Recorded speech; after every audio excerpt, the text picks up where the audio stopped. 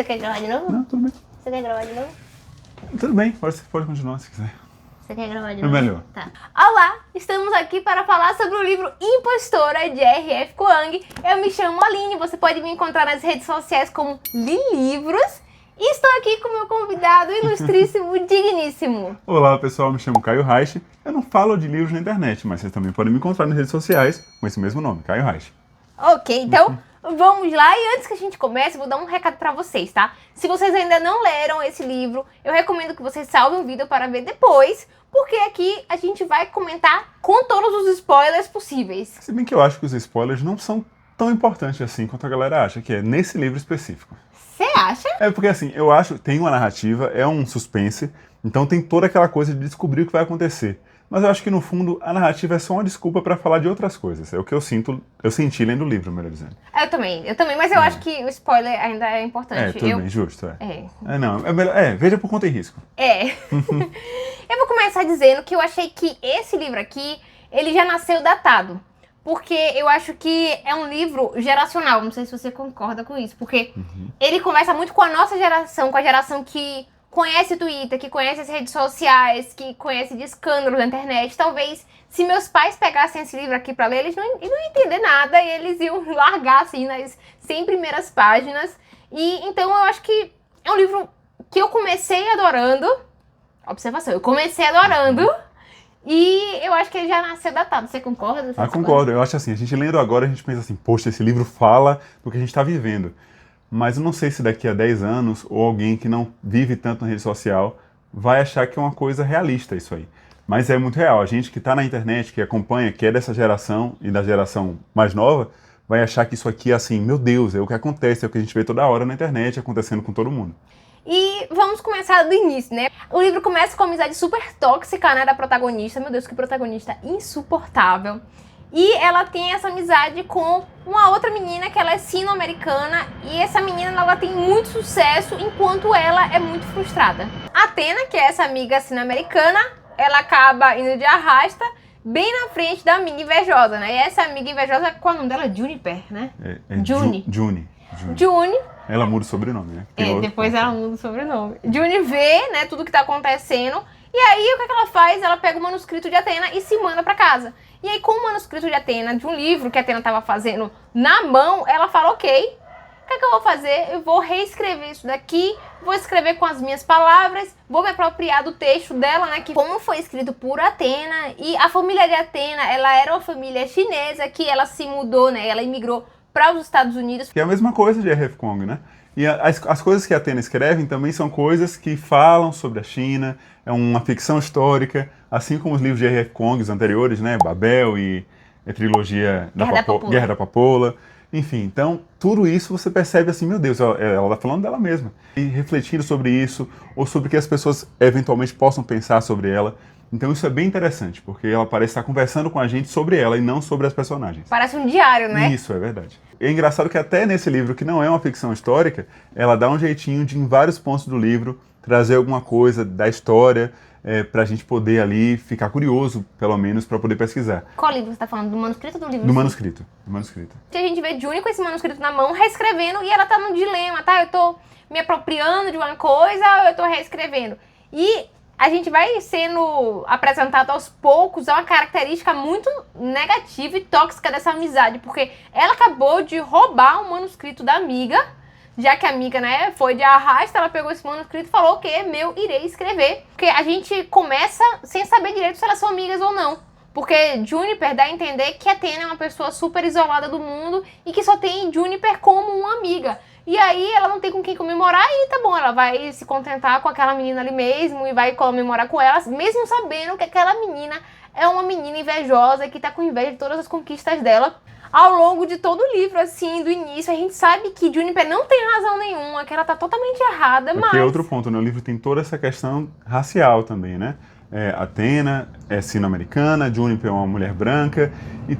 Assim, é muito irônico a forma como ela escreve. Por isso que eu falo que, pra mim, a narrativa do livro, claro que é um suspense, como já falei, mas a narrativa do livro é só uma desculpa pra ela falar de outras coisas, né? Então, toda essa questão de como Juniper vê Athena e como Juniper vê as pessoas chinesas, e outras questões todas também. Assim, é um absurdo, até porque o livro é narrado por Juniper. Então, que é outra coisa que também pode ser meio polêmica, que em vez de R.F. Kuang escrever pela perspectiva de Athena ou de um, sei lá, um narrador terceiro personagem, não, ou um narrador em terceira pessoa, ela resolve escrever na perspectiva de Juniper. Porque como você ouve a voz de Juniper, você fica pensando assim, peraí, isso aqui não tá certo, isso aqui. Mas é ela falando, então você fica, meu Deus do céu, que absurdo é esse? Mas ela falando parece até que é uma coisa normal. Nossa, eu fiquei assim, sabe aquele livro que tem um vilão e que você vê que o vilão é um vilão bobão, que tá na cara que ele é vilão? Eu achei que a R.F. Kuang não foi nem um pouco sutil nisso, né? Ela fez uma personagem super preconceituosa e a alguns momentos ela fala assim, não, eu não vou cruzar essa linha. Ah, mas essa galera aí tá me dando tanto dinheiro, por que eu não aceitaria o dinheiro deles, né? Então, em alguns momentos me incomodou um pouco isso, esse vilão super, essa vilã, né, super caricata. Eu fiquei, tinha necessidade disso? Não sei, no início eu tava achando maravilhoso. Ela pegou esse manuscrito, ela escreveu um manuscrito, ela se apropriou de uma cultura, de um acontecimento que não fazia parte da realidade dela, publicou, fez o maior sucesso. Antes dela publicar, ainda sugeriram, né, na editora, que fosse realizada uma leitura crítica. Ela se negou veementemente, falou, não quero, não quero, não quero, não quero. E isso já mostrou que ela era um personagem muito ruim, só queria fazer dinheiro mesmo e sugar da amiga que já tinha ido de arrasta. E só vai piorando tudo, porque as pessoas daquela cultura, né, começam a se sentir ofendidas e não representadas e começam a levantar a questão, tá? Ela roubou então de Athena Liu, a amiga dela, e ela nega, começa a participar de vários eventos. E eu achei uma parte muito interessante quando ela é chamada para aquele evento, é um evento menor, que uma moça vai pegar ela no trem. Ah, sim. O que você achou? Que são uns senhorzinhos, né, chineses. Então, não, essa parte pra mim é uma das mais tristes, assim, né? É que ela vai de trem, né, até esse local e a moça vai com ela. A moça, a senhorinha, deduz que ela é uma pessoa, no mínimo, descendente de asiáticos. Mas não é o caso. E aí ela chega lá e, assim, eu não sei nem explicar aquela cena, né? É a vergonha alheia total, assim. E a senhorinha ali tem várias pessoas ali muito mais velhas, alguns que são filhos de pessoas, porque no manuscrito a Athena fala sobre o Chinese Labour Corps, acho que assim pronuncia, né? Que é, simplificando, como se fosse uma força de trabalho chinesa que foi encaminhada para a França e para alguns outros países, para o Canadá também, principalmente na Primeira Guerra Mundial, e vai falar sobre a condição de trabalho que esses chineses tinham naquela época e como eles eram humilhados e sofriam preconceito, enfim. Então, o manuscrito fala sobre esse período, é esse manuscrito que a Juni rouba, né? Então, quando ela vai nesse lugar onde tem esses velhinhos, alguns deles conviveram com pessoas que eram desse grupo, da Chinese Labour Corps.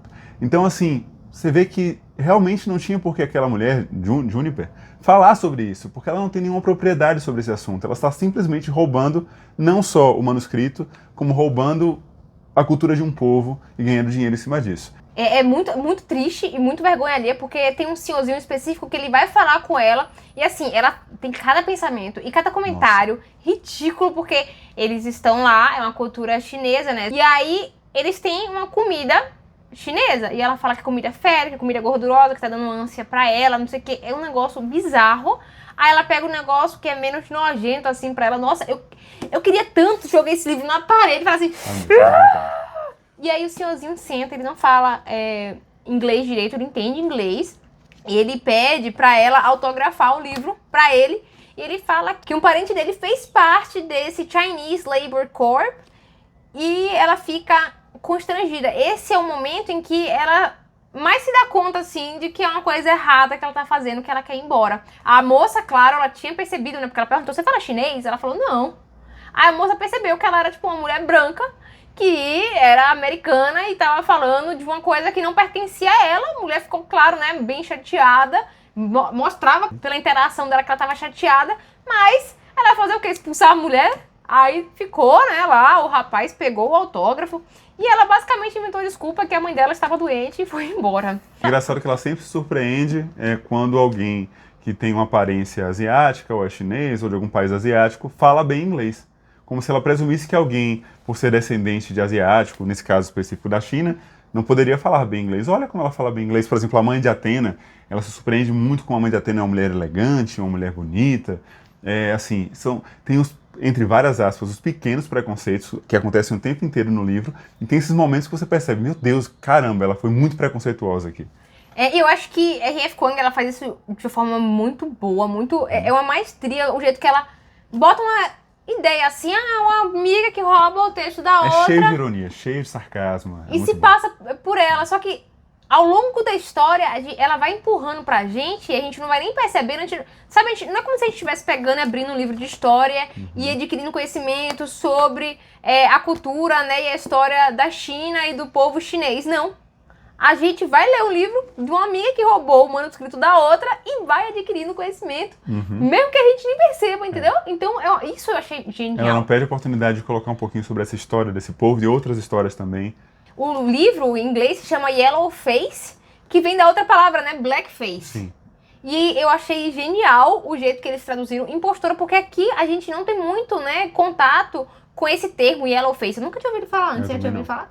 Que Blackface pra mim é um termo muito comum, né, infelizmente, que a gente vê direto na mídia de pessoas não pretas que elas se pintam de preto pra se passar por uma pessoa preta. E Yellow Face seria a mesma coisa, né? Uma pessoa que se passa por uma pessoa que tem ascendência asiática.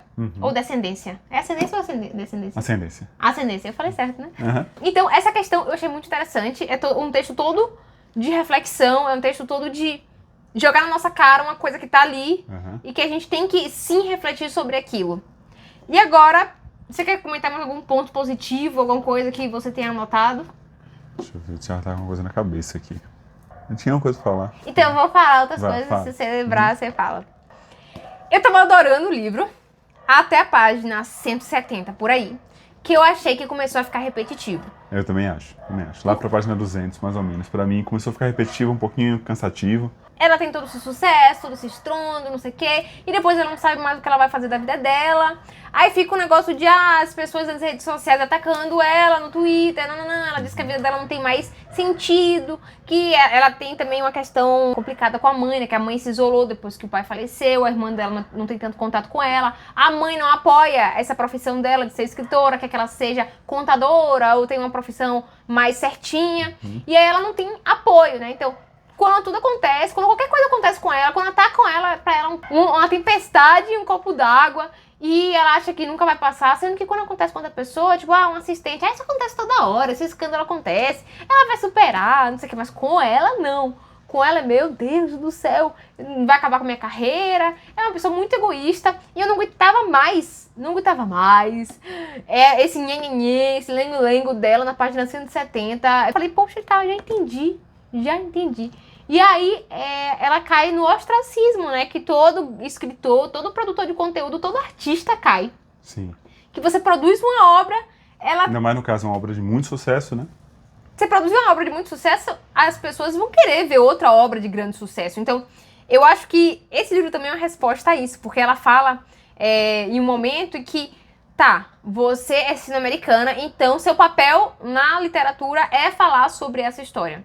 E eu acho que esse livro é meio que uma resposta da R.F. Kuang a isso. É meio que ela tá falando assim, oi, eu tava escrevendo uma coisa e eu não posso escrever outra porque ninguém mais quer ler essa coisa, quer ouvir história sobre latino-americano, já que eu sou latino-americana, então toma isso daqui pra você, ó. Toma isso daí, essa qualquer coisa, porque eu estou criticando todo esse sistema de cancelamento, todo esse sistema de cobrança, todo esse sistema de minorias apenas poder escrever sobre minorias. Eu não sei se é assim, quando você fala qualquer coisa, você quer dizer que o livro é qualquer coisa? Não entendi. Eu considero esse livro qualquer coisa. Eu não acho, não. Acho que ela tá ali meio que querendo dar uma resposta, tanto para os fãs, quanto para quem não gosta dela, quanto para o mercado editorial. Então, para mim, é um jeito genial de dar uma resposta para o que todo mundo espera dela e falar também um pouco sobre as coisas que ela... É um desabafo também. Então, acho que ela achou uma roupagem legal, uma narrativa que, para mim, é só uma desculpa para falar sobre o que ela realmente queria falar. Se ela fosse dizer assim, olha, aqui é um texto meu sobre reflexões, provavelmente ninguém ia ler.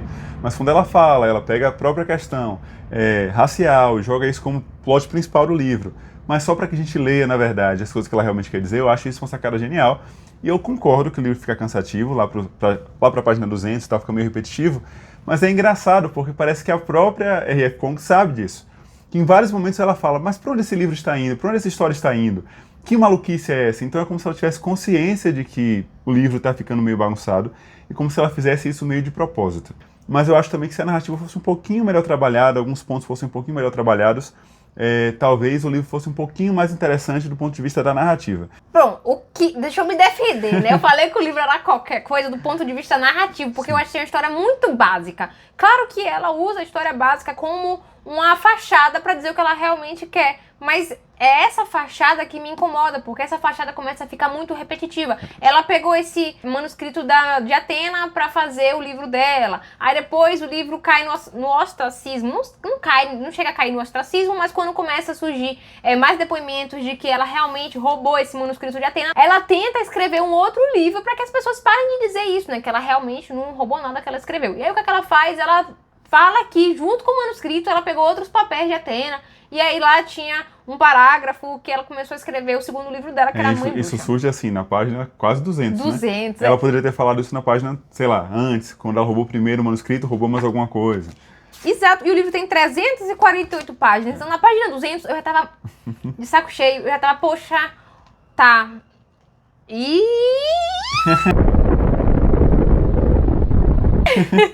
falando da narrativa, tem isso, né? Tipo, ela rouba o primeiro manuscrito, aí já tem aquele boato de que ela teria roubado, mas é no segundo livro que ela publica que realmente descobrem que não tem como enganar, que ela realmente roubou o livro. Por quê? Porque no segundo livro que ela escreve, ela copia mesmo um parágrafo que ela acha lá nos... Que foi o único parágrafo, né? Que foi o parágrafo que inspirou ela pra escrever a história. O resto é tudo original. Então, assim, se fosse na realidade, provavelmente ela não teria colocado aquele parágrafo no livro, né?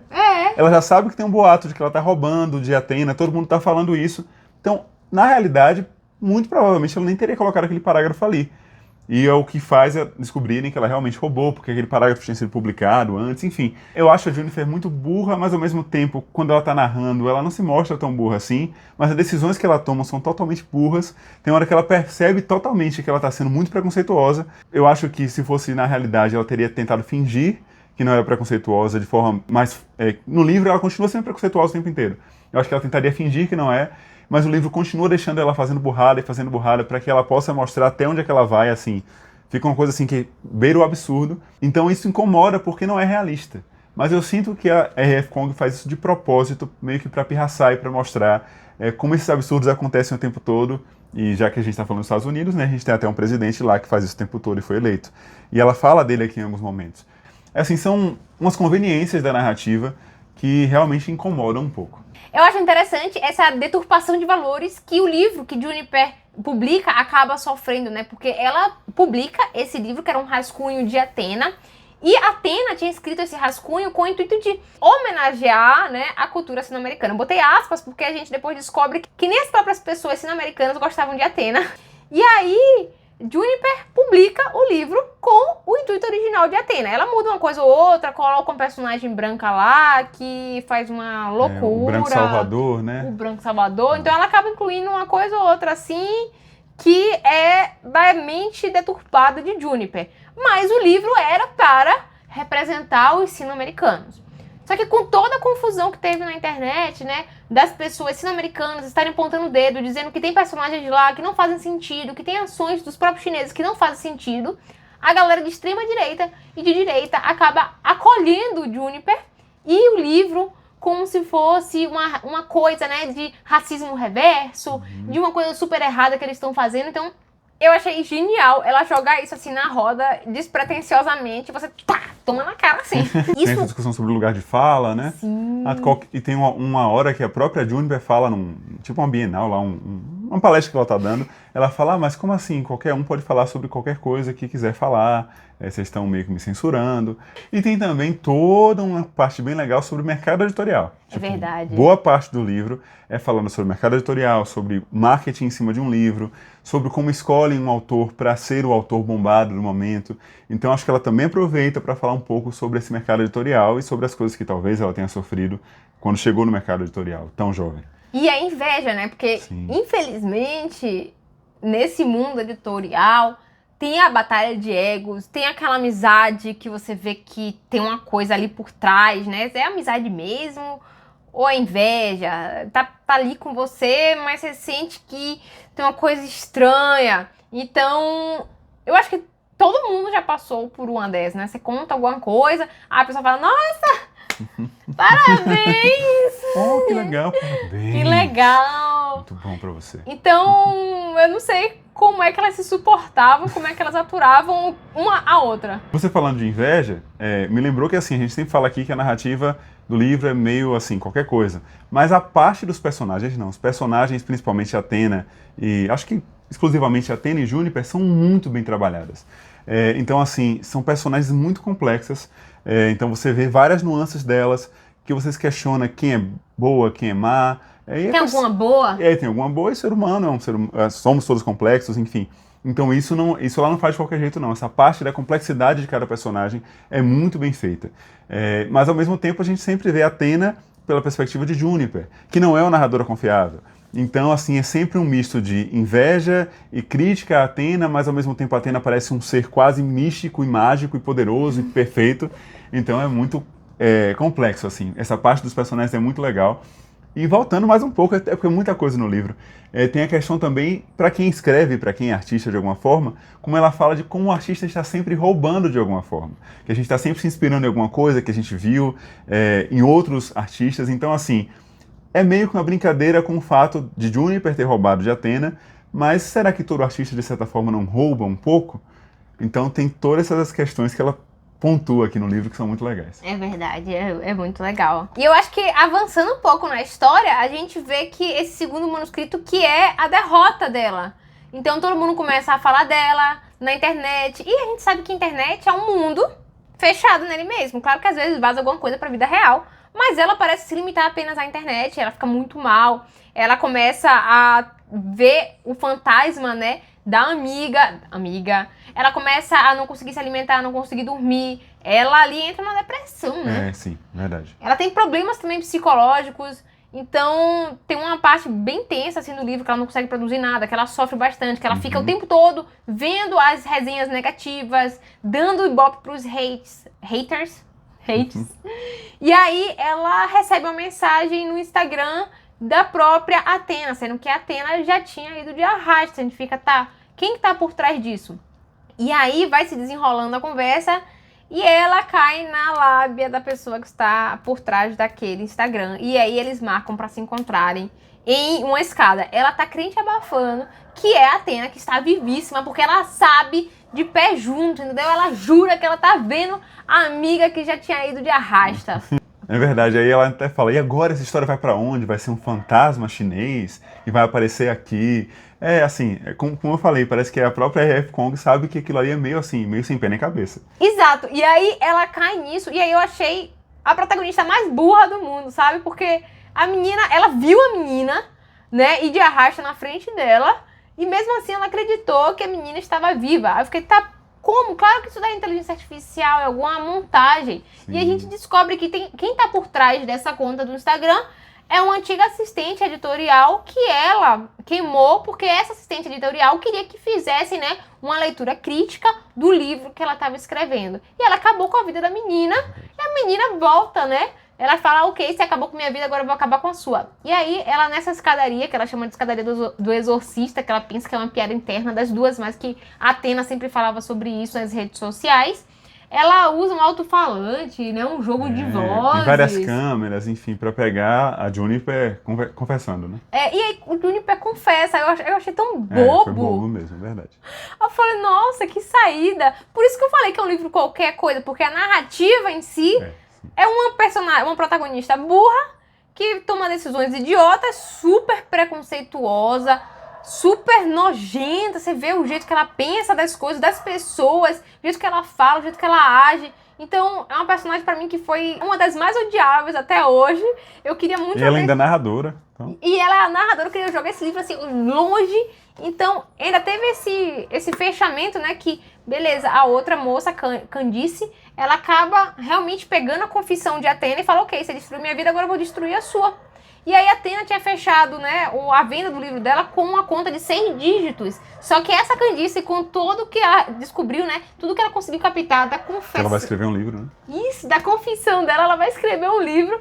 E aí várias editoras se interessaram e fecharam um contrato com ela de 7 dígitos. Ou seja, o valor foi maior do que a própria Athena tinha ganhado. Então Isso. todo mundo lucrando em cima da própria Athena, de certa forma, né? E ela fala, ok, o que vai fazer agora? Não estou tendo ataque de pânico, vou fazer com que essa história agora seja a meu favor, não sei o quê. Ela começa a falar que ela vai escrever uma história sobre isso. Aí entra naquela coisa do mercado editorial, sempre explorando o que dá dinheiro, independente se a ética está sendo respeitada ali ou não.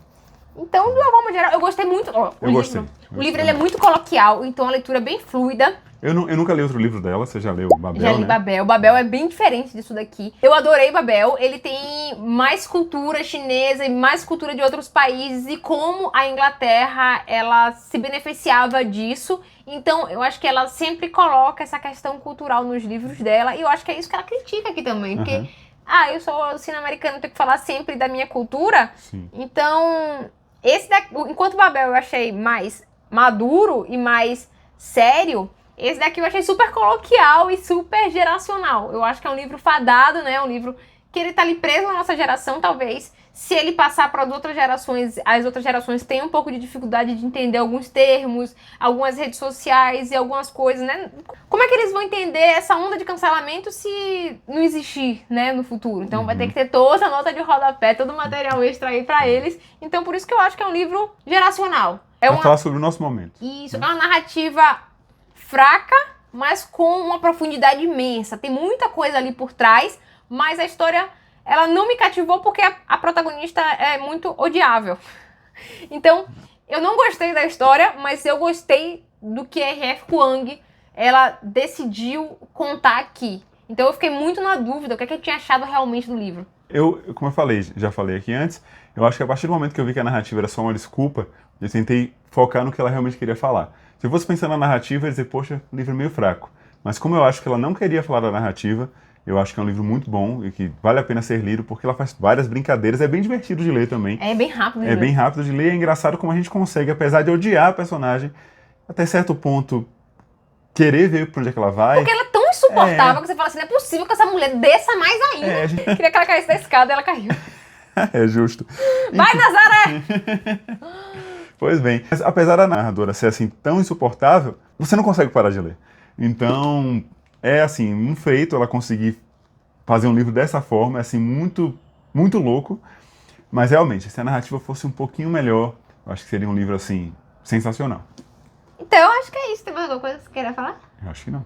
Eu também acho que não. Então, leiam Impostora da R.F. Kuang. Depois contem aqui pra gente se a opinião de vocês foi parecida com a nossa, se a gente falou uma coisa que vocês nem perceberam no livro, entendeu? Ou se a gente não falou alguma coisa que vocês perceberam, né? Importante, porque o que eu acho melhor assim do livro é que às vezes um livro, ele é ruim pra pessoa e é favoritado de outra. Enquanto o livro favoritado de outra, tipo, é péssimo pra outra pessoa. Então, esse livro pra mim foi um livro que eu ainda não sei dar nota, porque me deixou, assim, confusa, mas que eu recomendo a leitura porque eu quero outras pessoas confusas.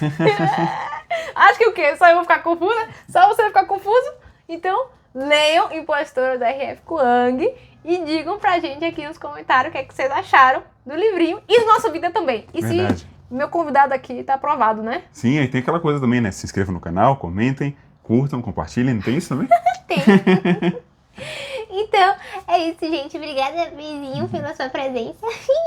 E obrigada, gente, por terem assistido até aqui. Até a próxima!